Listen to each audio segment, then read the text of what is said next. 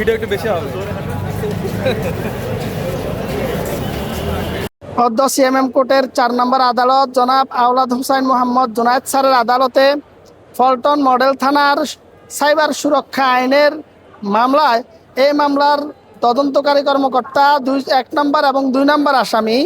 দুইজনকে অর্থাৎ মোহাম্মদ সারাফাত হোসেন এবং মোহাম্মদ সাফায়েত হোসেন শুভ এই দুজনকে বিজ্ঞ আদালতে উপস্থাপন করে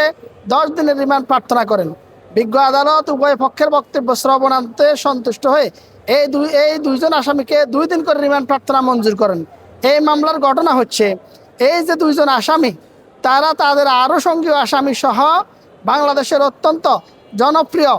ইসলামিক বক্তা জনাব মাওলানা মিজানুর রহমান আজহারি সাহেবের কণ্ঠ, ছবি এবং তার